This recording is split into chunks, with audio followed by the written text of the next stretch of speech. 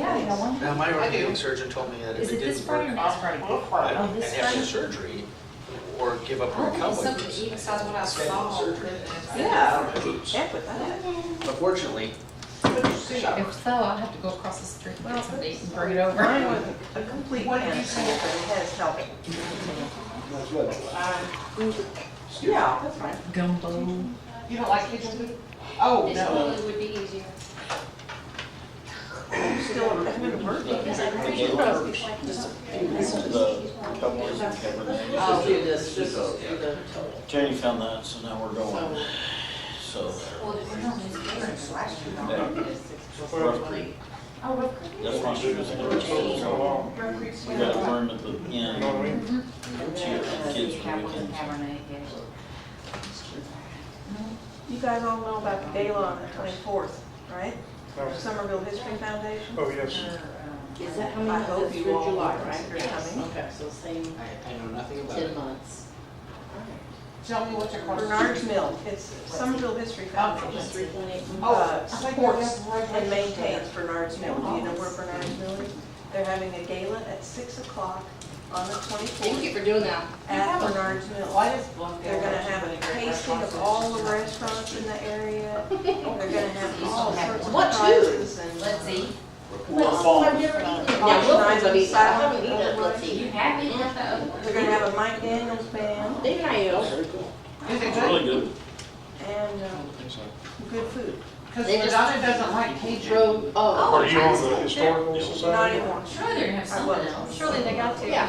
Because we've That been, Wilcomb's, they do. we've been. It's, Mostly, what is it? I think it's they'll have like Mission sausage is- and.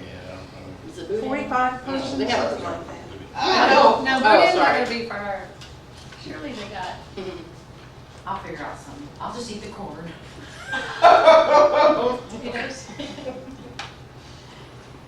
Did you tell Michael about, Shell Shack? What was I the figured job? y'all would tell them. Whatever Why you- y'all didn't like it? Whatever, if you ever go So to Shell good. Shack, do not wear any white. Nothing light, nothing white, and when they offer the bib, take the bib. Take the bid. Bane's like, where's all this coming from? There's one in Arlington and then one in Dallas. And if you get the, Uptown, there's one uptown. yeah, So if you good. get what they call the kitchen sink with all the seasonings and all that, it is red.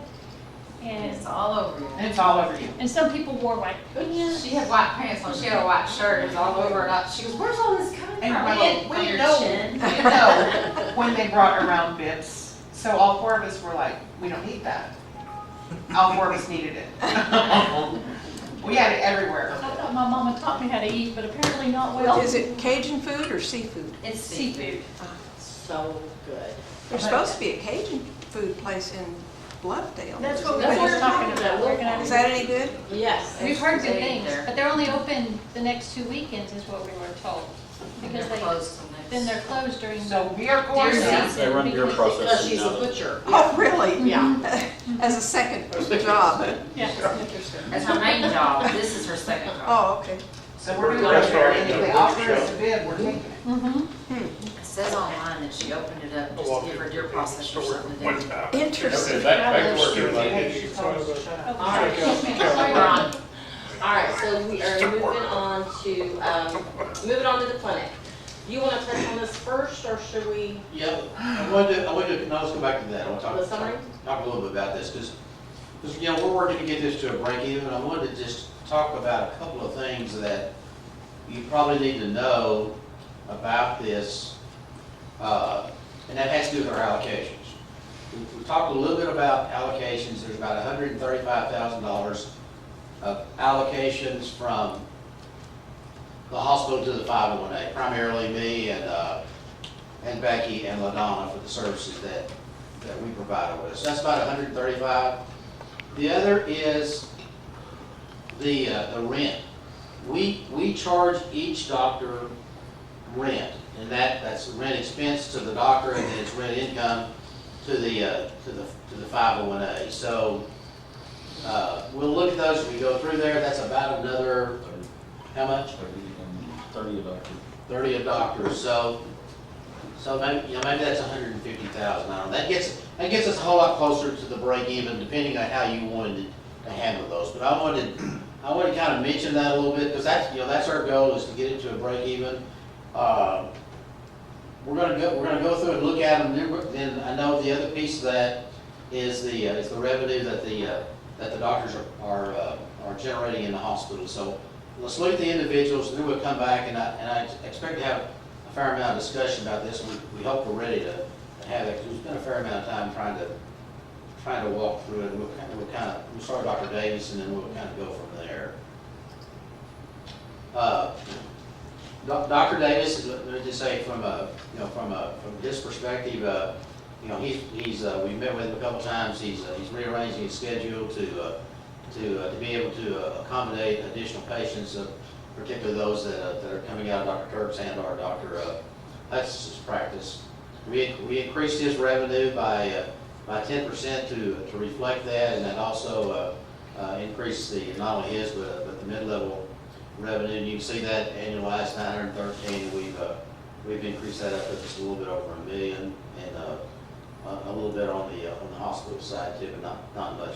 We didn't do much on the hospital. And that hospital revenue, that's revenue that's their professional fees that they generate from treating patients that are in the hospital. That's when they see them in the hospital, when they admit them, and then we've then gone through, and with the rearranging of with Dr. Hudson leaving and the rearranging of that staff, and what are changes we made in the staffing, we think those are reflected here in their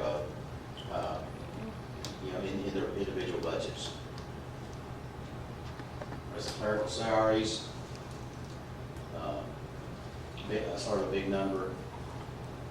Medications, so you see the drugs, 45,000. Those do generate revenue, and that revenue is reflected up in their clinic revenue. It's just a big expense, but it does generate revenue. I guess the thing to maybe point out here that's a little bit different, now that we only have, we'll have Dr. Davis, Dr. Carpenter has his own expenses because he's out at the con, so it's different from the guys that are here in this building.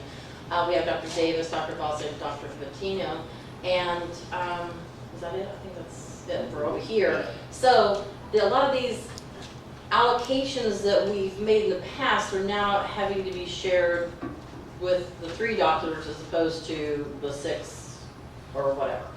So it looks, we've been kind of going back and forth on how to show this, whether it's fair to show it under each doctor as a bigger amount, or maybe put it in the general account for the other portion of it, so that it's not, I don't know. Well, the bigger numbers down in, where it really matters is down in the rent, where you see that, where that expense, where this doctor went from 25,000 to 30,000, and that's just an allocation issue, is what it is. Fewer providers, so fewer people to allocate them up.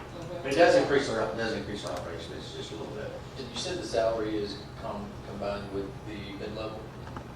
The mid-level is here. It says clerical, but that's actually the nurse, anybody that's not the doctor that works in the clinic, right?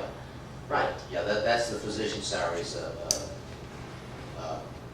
When you add that in the PDO, that gives you the physician salaries. To that end, can I talk to you a minute? I have it on good authority that perhaps the doctors could see more patients if we provide 1 or 2 scribes to take away the doctor's need to sit at the computer and data enter during the day.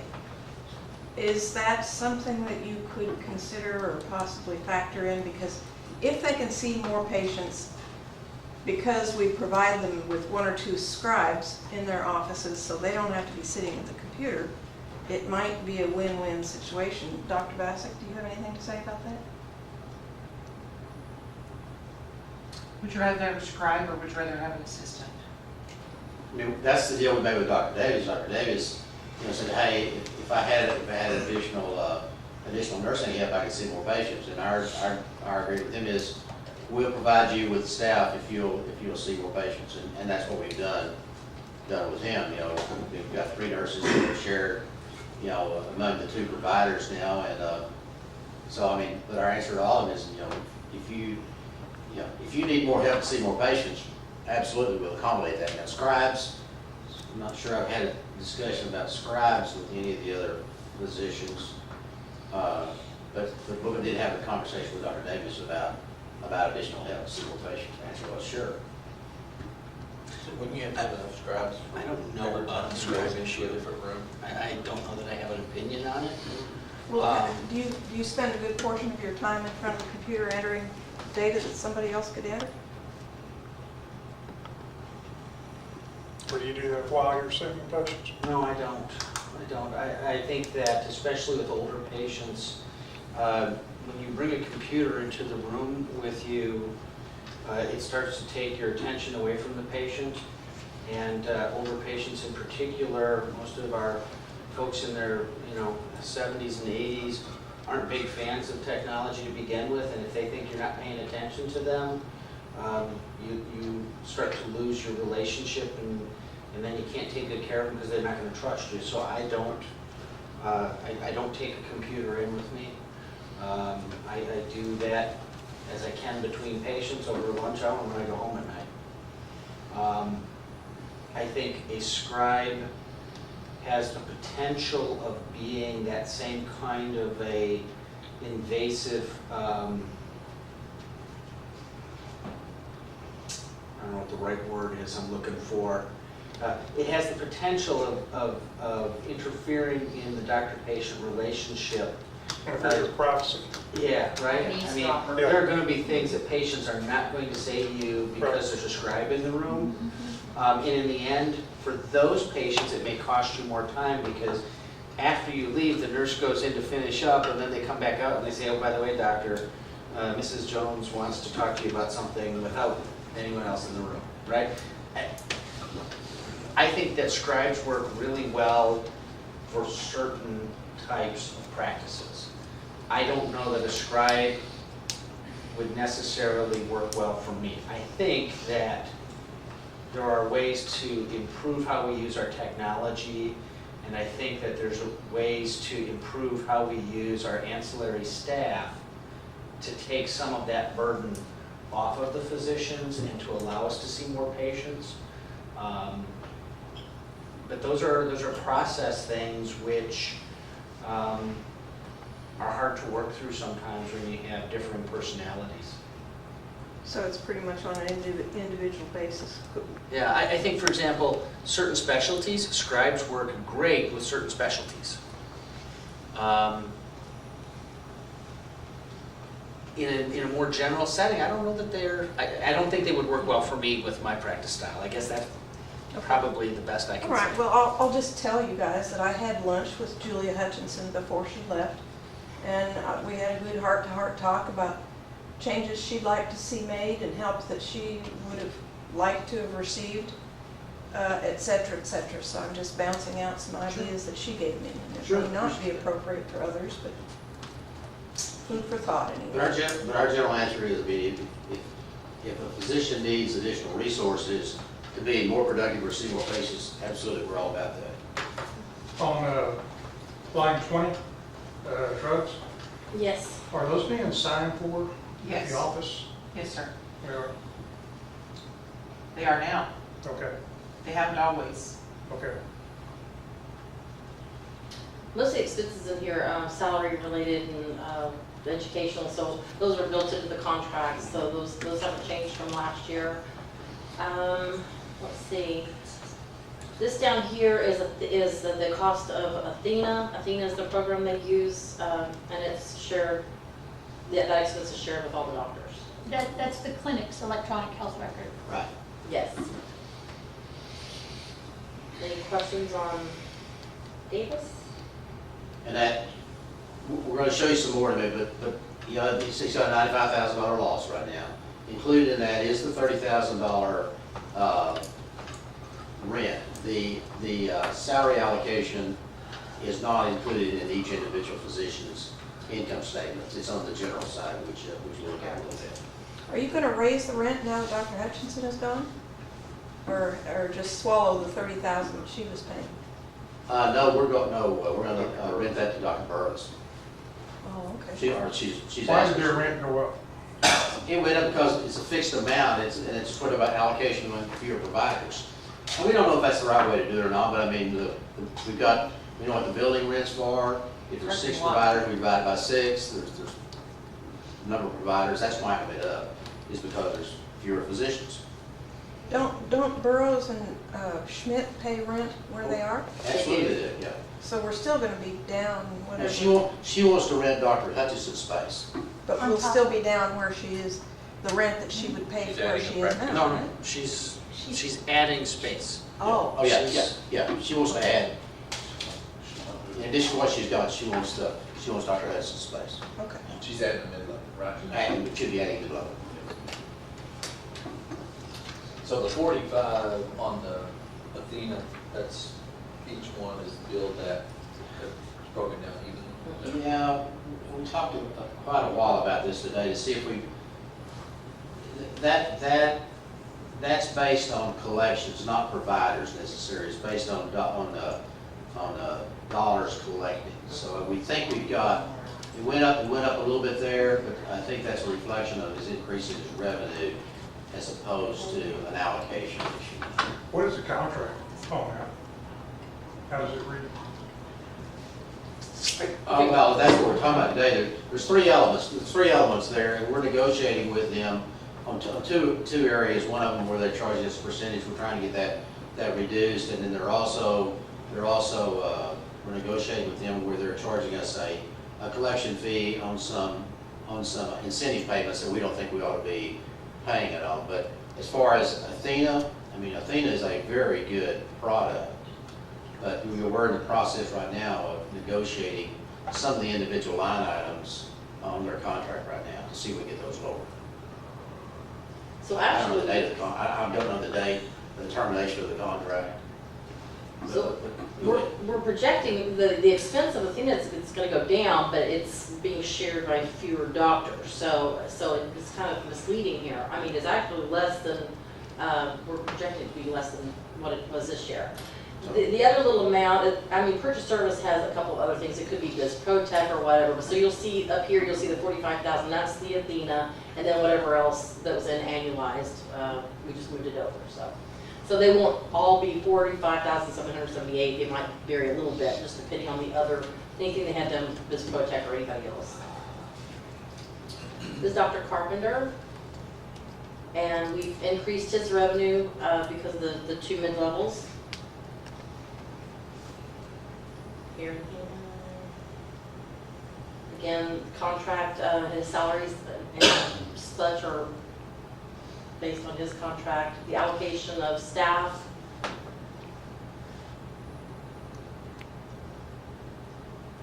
Where are the mid-levels on there again?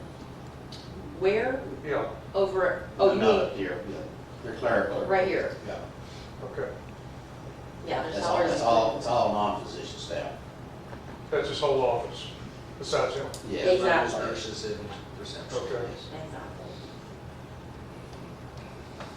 We have some drugs, a lot of drugs.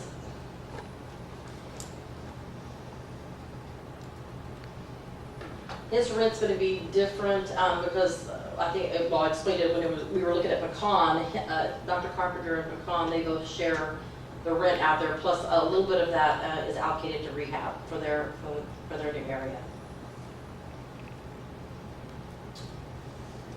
So we have him at a $68,000 loss, which is way different than what we had budgeted last year. I'm just gonna keep moving unless y'all say something, I guess. Last year he had Oh, one okay. mid-level, is that right? No, he had two most of the time. You know, We had Bednar's, but that wasn't for very long, Yeah. right? Virginia Barrett. Barrett, Barrett, Crosby, yeah. And Crosby. Wrong. Did he agree to try and bring in more patients? Yes. And if he did he ask for anything in addition to help No, with he didn't, that? no, he did not. But particularly his mid-levels, he's agreed and they've agreed that they'll see Glenrose patients, you know, particularly out of Dr. Hutchison's practice. You know, that if they, you know, we've kind of reserved that for Pecan patients, but, you know, he agreed, his mid-levels particularly have agreed that they'll see Glenrose patients that are coming out of Dr. Hutchison's practice that that for whatever reason, would rather go out there than see our providers here. Of course, if there were con patients, since you had a number of con patients, we likely could pick those up. But to answer your question, yes, they have agreed to see more patients. Okay, Dr. Patino? We left his revenue, we just went with the annualized amount. His expenses pretty much stay the same. Where we allocate 40% of the, some of these expenses like the gas, electric, water, rent, and so on, so if we do Dr. Bostic and Dr. Davis at 40%, we only allocate 20% to Dr. Patino. You really got to work half time. And so bottom line, he's at $109,000 loss.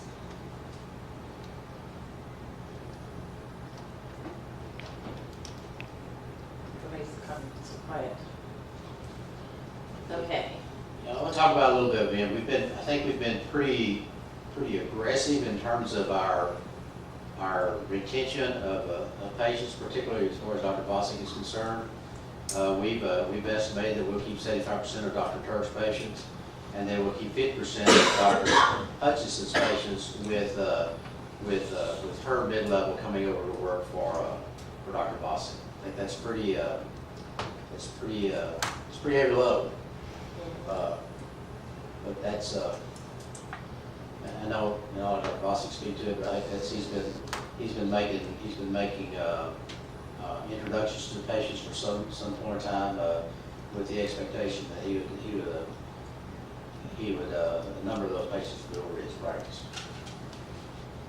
And we have, besides the mid-level, we have some of the other staff from Dr. Hutch. So you can see an increase in the salaries, but so that's also reflected besides the revenue. But that brings him essentially with a $31,000 profit.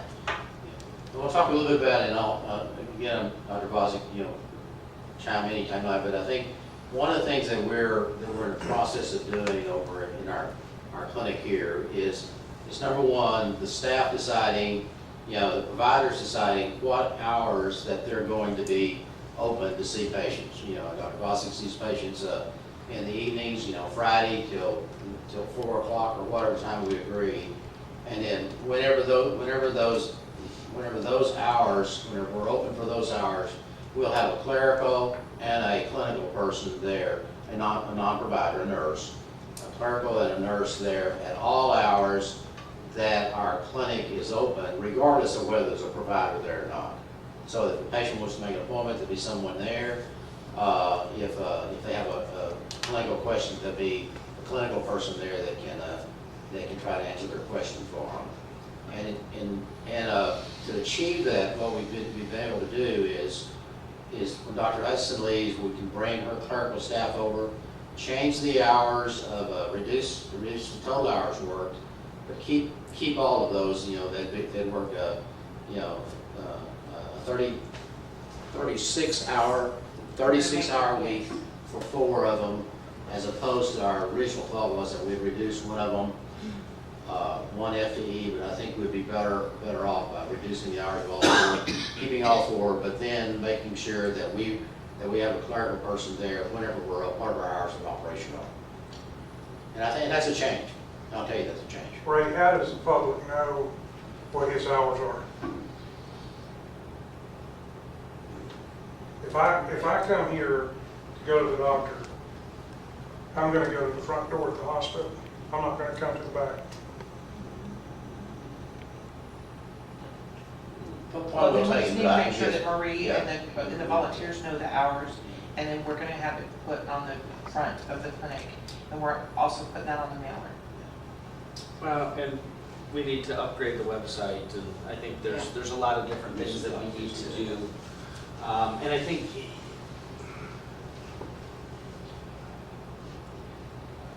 So the point that I want to make is I really do believe that that the physicians have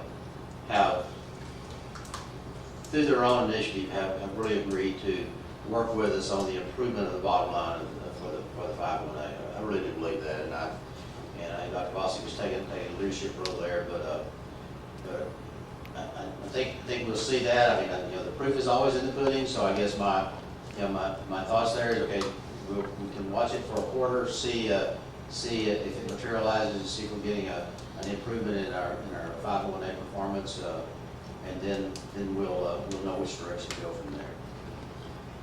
I'm just concerned that we are adding patients to doctors' schedules who are already pretty much maxed out, and I hope we don't lose anybody else out of frustration from overwork and pushing them to Well, I think get we're- more patients. I think we're pushing our mid-levels. I think it's fair to push the mid-levels. I think their practices are not as full as perhaps they could be, so that's kind of, we're bringing a mid-level in with Dr. Vossick. We've made a commitment to him that if his practice continues to grow, then we'll add another mid-level to his practice so that he'll be able to handle that, and I think he's in agreement that let's see what materializes before we bring that person on, but if that practice grows like we projected, you probably will need another mid-level. We've got 2 out at Pecan. The practices are not full yet, so I think we're okay there now. And I think that's where we ought to be looking first. Is we've got good lead physicians. Let's look to see if we can supplement their practices with mid-levels and grow their practices. Ray, with regard to the rent, I don't know why you're increasing the rent.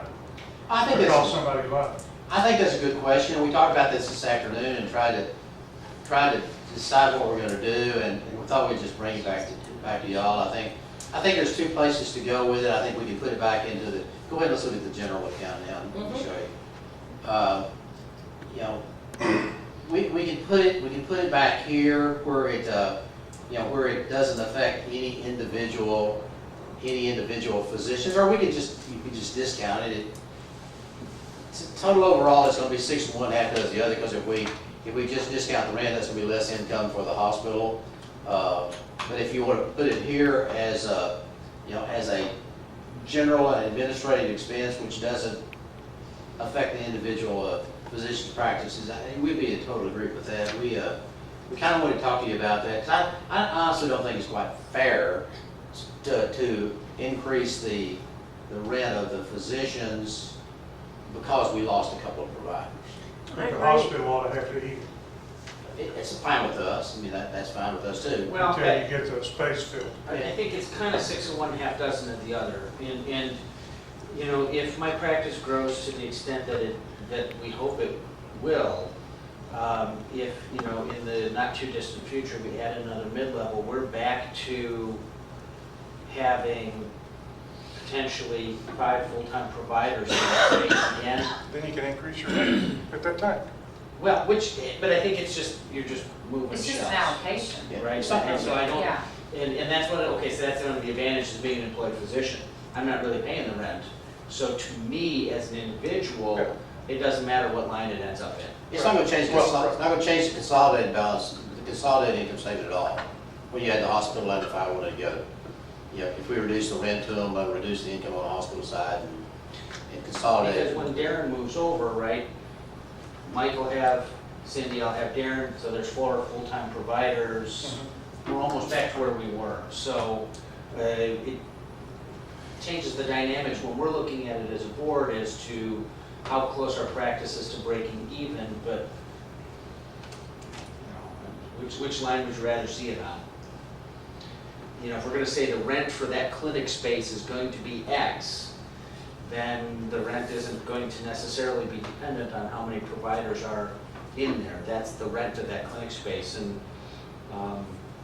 and there's a certain amount of you have to charge fair market value for the rent space. It may be better off just to leave it as it is, even though it makes our practices look like we've got further to go. But as long as everybody understands that's just an allocation on there, and that's not necessarily, Is Dr. Patino seeing patients as I thought he was a surgeon. He is, yeah, he is. But he sees family practice too? No, he only sees surgery patients. He does see So he patients does in his office. referrals and consults in the clinic, and some minor office procedures in the clinic. You know, there are times where you might look at something and go, no, I'm not touching that. Is Dr. Patino in the office today? Have him come in here, please, you know, so. But before we're having this discussion, I mean, I think the other big number there in this is the 137 purchase services, which is salary allocation. And whether or not, you know, certainly we provide services to the 501A, we provide accounting services, we do their payroll, and maybe I do some things too, but I mean, that is an allocation, and kind of depending how you want to handle it. Yeah, if you're really wanting the 501A to only absorb direct expenses, fine, we'll move it back to the hospital, we'll continue to do what we do, but we can move it back to the hospital, but it's not going to change the consolidated bottom line at all, because it's just moved from one to the other. Our thoughts have been is that, we would treat the 501A practices as if they were independent practices and allocate expenses out to them, so it really doesn't matter to us. It does, I mean, we want to improve the look. I mean, there's 137,000 right there that we can move back, and that'll, that gets us closer to break even. But let's go ahead and look at the other piece of this while we're having the discussion, because one of the things that kind of keep asking us, or keeps being discussed, is okay, kind of what's the philosophy behind it, employing physicians, and the deal is, you employ physicians, so they generate hospital revenue, and we go back and we look at all of our employed physicians, and we got their gross and their net revenue, so we just start, we get everybody else saying. Sorry, I was trying to get everybody splished in here so we could really see. Yeah, the big number there is the 3.7 million. I mean, that's the net revenue that was that was generated by our employed physicians this last year, and that's a pretty big number. I mean, that's somewhat equivalent to cash, because we've got all the discounts, allowances, and bad debt out of it. And then you can look at it on an individual physician, and if you're, I don't know, if we've got one physician who's losing, in his practice, approximately $100,000, well, what's he doing on the hospital side, or she doing on the hospital side, and there's your number. So it gives it a little bit of a different look, and I think it's kind of fair to particularly in the budgeting process, to look at both sides of it.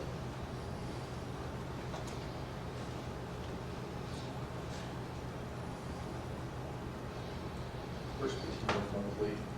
Sorry?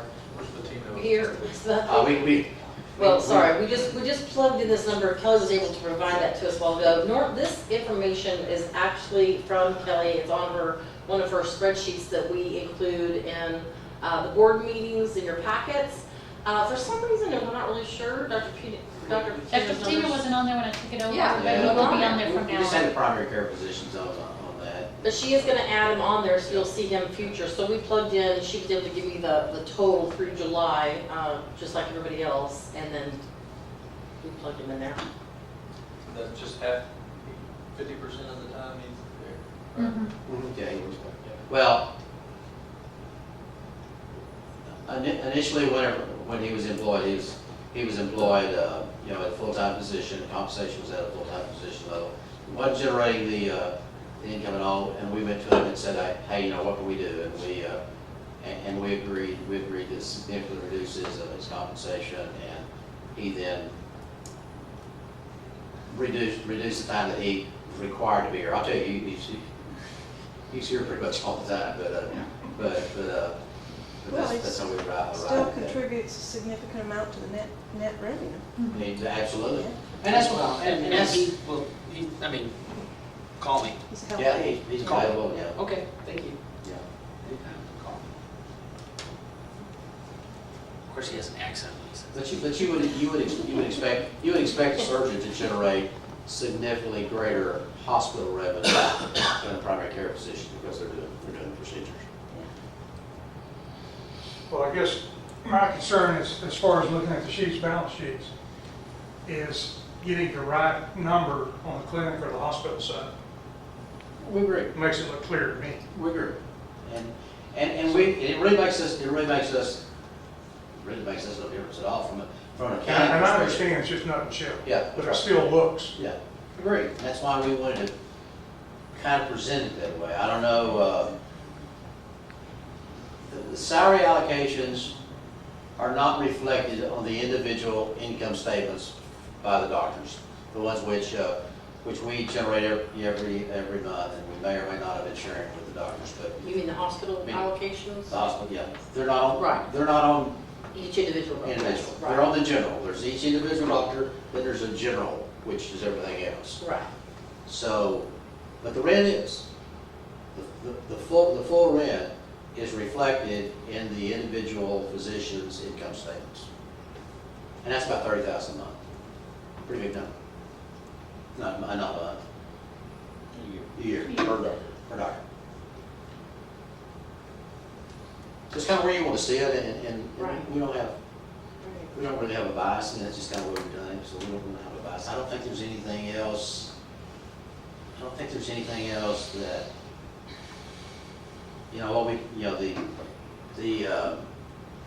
the staff, the non-physicians, we're all paid through the same entity, but we allocate all that back, and we allocate that back. If it's like clerical, we allocate it back, and then we'll allocate it out among providers or whatever, we've got allocation back and something like that. There's not any other expenses that are coming Right. out of the hospital. Housekeeping might be, but that's Oh, the real, housekeeping, it's the yeah. real service that's Right. provided. I mean, it's just a matter of us employing. So kind of give us some direction, I think, in terms of how you'd like to see it, and what you think is fair, from what's presented on the position income statement, and the total 5.8, what's that concerned? I think it's fine the way it's presented. I'm sorry? I think it makes perfect sense the way it's presented. Well, as long as you know that, I mean, I think as long as you know that, and whenever we're looking at income statements, we recognize that. And then the real hard question is, are you willing to accept a $353,000 loss, knowing what you know? Are you willing to accept that? And I guess our position is that is a significant improvement over 2016 annualized. The bulk of that came out of the physician's compensation. We recognize that, but there is also a fair amount of that is coming from increased revenue that we've budgeted for the physicians. Did we cover the discounts and allowance tab on the bottom, or? It's just a calculation that, from their revenue, it's a percentage, and it gets thrown back to each department. Just what makes up this calculation right here. Okay. And that's a different number from the hospitals. It's a different calculation from the hospital. Right. So Ray, when you're talking about the clerical people, you were saying that we're gonna keep the same number of people, increase the number of hours that the clinics. Decrease the hours. Decrease the people's hours, but increase the number of hours that the clinic is Yes, open. yes.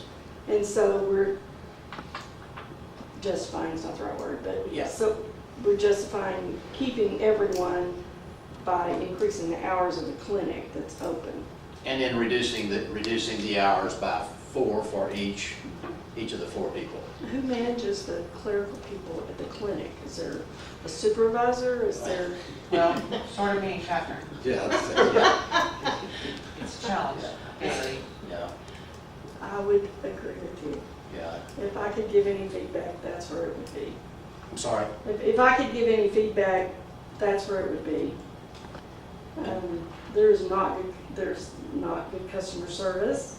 Well, There's not a willingness to get more people in to see physicians. We We you know what, that's not the first time we've heard that. I bet And not. that's part of our new scheduling is that, and kind of the way Friday afternoon is going, just being frank about it, is Friday afternoon, everybody went home when the last patient was seen. We don't think that's the way it ought to be. If we're gonna be open at 4 o'clock, you know, our staff needs to be there at 4 o'clock. So there's no incentive to, I don't know, not schedule a patient for 3:30 because you're gonna be there anyway. And that's, Plus, we've had some restructuring, and and I think everybody Yeah. might be on the same page now.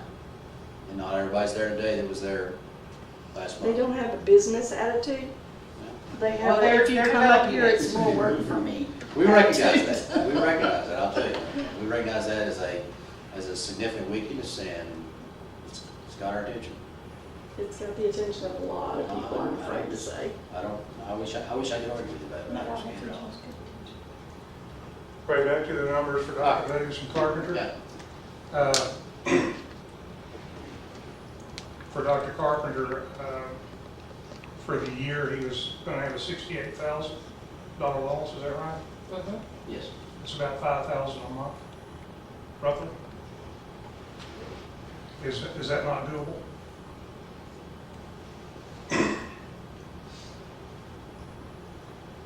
So It's Well, that would certainly be- doable, but it depends on the level of growth and what we can capture from the physicians who've left. That's really, I mean, I was looking at his situation at Pecan, yeah, and to me, it seems like it's doable, 5,000 a month. 5,000 a month would be, it'd be 10,000 revenue. You're talking about a 50% discount. So 10,000 revenue, it's additional 10,000 revenue, doable?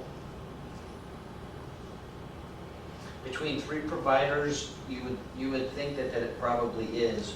But again, this is a projection on what level of growth can they sustain, how many of Dr. Hutchinson's Pecan patients may choose to go there. You know, that's, I mean, Well, I'm just talking about Yeah. new clients or patients from the Pecan Day Cordova area, Well, not necessarily Hutchinson's. let me say this though, we've already built in an increase, a fairly significant increase from 1,466 to 1,613. So we've already built that additional volume in. So we have tried to recognize, I guess, the increase in volume. Have we projected it? We've been too conservative. I don't know. I mean, should that be? Well, if you have the same percent, well, I don't guess you could, but are the hospital revenues going to be reflective of the increase? Well, I don't know the answer to that. Yeah. Yeah, So- that's the toughie, because I don't think, and that's been across the board, that's been the most difficult thing, I think, for us to try to project, because frankly, we don't know where the bottom is on inpatient admissions, inpatient revenue. We had 27 admissions the last 2 months. I mean, if you'd asked us, we had, 3 or 4 years ago, we had 65, year before last, we had 40, we're averaging 45, now we're, so, a lot of that's being reflected on outpatient revenue, I give you that. But with the change in medicine and what all's going on, I don't think we know where the bottom is on the inpatient side. I mean, they used to say, when we were residents, that for every patient, and I would have to really crunch numbers, they would say that for every extra patient a day you see, it translates to about $5,000 worth of income, okay? Per year. So to get to that 70,000 number, you're talking about the 3 of them having to see an additional 15 a day over that increase, That's a lot. and That's asking too much. that might be pushing it over already an increase. It doesn't, when you look at 1.6 as a budget and say, can't we squeeze another 70 in there? It doesn't seem like it would be that hard, but with the increase that they've got built in, I don't know. You could put it there and say, hey, this is the goal, this is what we're shooting for. Right? It's a budget, it's a goal. Right. Is it attainable? That I don't know, and I will tell you from our side of the table, we don't mind aggressive budgets, but we want them to be attainable. when you talk about incentive plans and things like that, it doesn't do you any good to put out an incentive that nobody feels is attainable. And if you make the budget too aggressive, it's kind of like trying to quit smoking. If it just seems like it's too big of a hill to climb, why even try? I'd like to interject my own 2 cents worth here. I think that we need to be very, very cognizant of pushing these already overworked doctors too hard. And I also would like to ask if the addition of 1 or 2 patients per day to their practice is really going to help the bottom line of the hospital that much. I think there are other areas of the hospital that we can look at to bring in additional revenue that would be much more significant than trying to put the hammer over the already beleaguered doctors' heads. And I've got some ideas. This is probably not the time to bring it up, and I'll talk to you about them, Ray. Yeah, sure. You know, your point is well taken, and I think one of the things that is very different about our practices, and it's one of the reasons why I came, is I like taking care of patients in the hospital. That is a time commitment. It is not efficient unless you have a large hospital practice where you're going to dedicate a certain amount of time every single day to rounding. When you have 1 or 2 patients here or there, you're catching your hospital patients on your way to the clinic or at lunch or on your way home after hours. It's not an efficient way to maximize the potential of your practice. But it's what we've chosen to do. And it is something that is really a niche for us in the marketplace. There are not many physicians who practice this way anymore. So what are you saying? You agree or disagree with what I'm saying? I agree with what you're saying, because I think that's the missing piece of the puzzle. And that's what, when we look at, you know, if we just put away the budget for a second, we say, okay, where are we going to grow? How are we going to grow long term? We look 3, 4, 5 years down the line, we have to attract more providers into our system. And they can't all be mid-levels, because we have not gone down the pathway of having mid-levels working in the hospital. Not that you can't, but we haven't. There's not a lot of, it's a struggle to find people who want to do it this way, and in order to get people, there's got to be a hook, right? The hook for me was the small town, great schools, and an opportunity to practice the way I was trained to be the doc that I wanted to be, that in the big system I was in just slowly got melting away, just got taken away from me over time. I get to go back to who I started out wanting to be at the beginning. I was willing to accept a lower salary and a different style of practice in order to do that. That's a small pool of providers, and a shrinking pool of providers as time goes on. Because the longer that you're outside the hospital and not practicing, the less likely it is we're ever going to pull one of those people back in. So what you're saying is really important, because unless we're going to get to the point where we say, you know what, we're just done with this, and we're just going to hire hospitalists to run the hospital. And sorry, you can't see your own patients in the hospital anymore. We just want you to stay in the clinic and take care of patients there.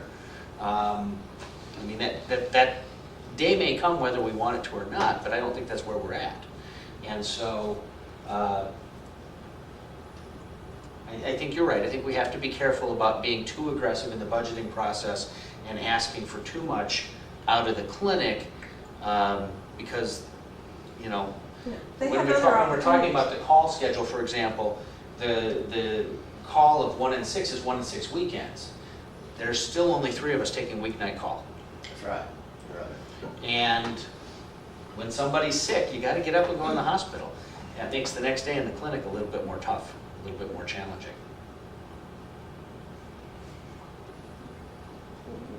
Is there a solution to that? Not that people are willing. I think from a provider standpoint, it would be, are we ready for hospitalists? And I'm not. That's speaking for myself, I'm not. I don't want to do it. I'll take that 1 in 3 during the week, and do my best if I have to get up in the middle of the night and go in. The next day, you just gotta deal with it. But that's how it's gotta be for a little while. Yeah. Because I don't think we're in any position to start that recruitment process for new providers right now. I think we've got to finish where we're at, and we've got to get the dust to settle around us before, I mean, right now it'd be pretty hard to start recruiting for new providers. Yeah. We're kind of in a crisis management right now. Well, let me say this, we've given y'all a lot of information, a lot of things to think about, and if you want to get together again and have another discussion, we're more than ready to. We're not asking you to adopt the budget and all. We're not asking you to make any decision on the budget. I put that in the line item just in case that there was some piece of information that we needed to do. So this is our, this is our first, I guess, discussion with you about the budget. There seems to still be a number of unanswered questions. Let's send it to you, let you look at it, let you have it in your hands to look at, and then you tell us what you want to do next. I think we're looking at we've got a couple of weeks to before we have to finally approve the budget. I don't think we're going to be able to approve our budget until the very last minute, but we've got plenty of time. All I need is 72 hours. 72 hours and I'll post, and we'll get together, talk some more, and go from there. But I mean, we kept you for quite a while. We'll stay as long as you want to stay. I'm not trying to cut off the conversation, but I just want to kind of tell you what our next step is. Just give it to you in your hands, let you look at it, and then Becky and I are available. Becky, she's the one with all the answers. But any of us are here to try to discuss anything with you that you'd like to discuss. And then I think you've done a fine job in trying to save money from last year to this year. Well, I'll say this is a general statement. I think from a budget standpoint, we're still in survival mode. We haven't, you didn't see a capital budget. I mean, we're not, any capital items that we got, somebody else is going to have to buy, just to say it. So we're still in survival mode.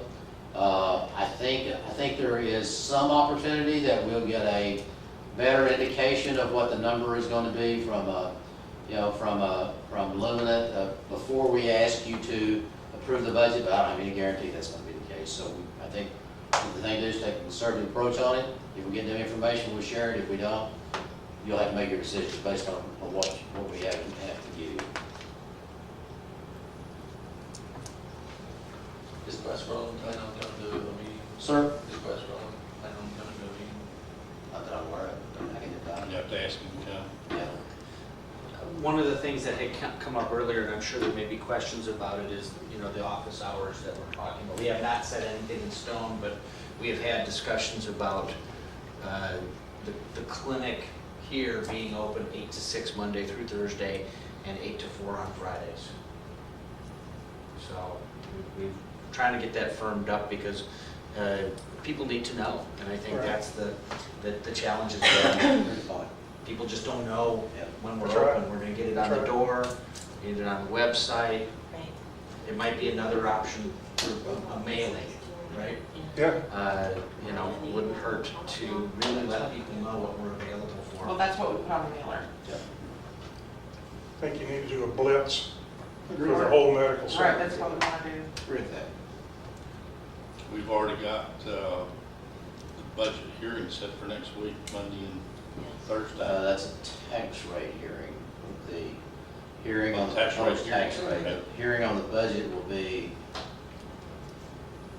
sure. We got to post that, but we have next week we'll have hearings on the tax rate, and that's the proposed tax rate, and there has to be 2 of those, and then we'll have to have a hearing on the budget. Then we'll have to have a meeting to approve the budget and approve the tax rate. Okay, anybody got anything else? How do you want us to send? You want us to send this to you electronically? You want us to print it out on paper? How would you like to receive it? I like that. Electronic. Paper? Paper. Electronic. Paper? Two papers. Two papers? Sorry.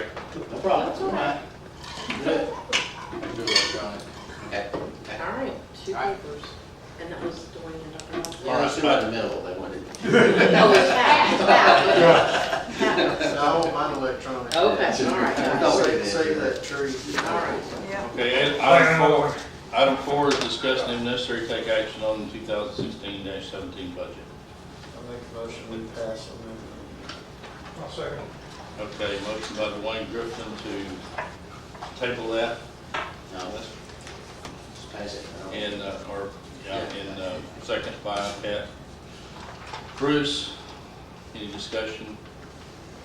If not, call for the vote. All in favor, raise your right hand. 7-0. Have a motion to adjourn. I'll make that motion. Motion by Dwayne Griffin, second by Brett Neighbors. All in favor? 7-0, we're adjourned. Thank you all very much for your time and participation, we really do appreciate it. Thank y'all very much for being here. Yeah, thank you. Yeah. If you have anything, understand what you take home. Isn't that? Oh, right. Hey, how about you want to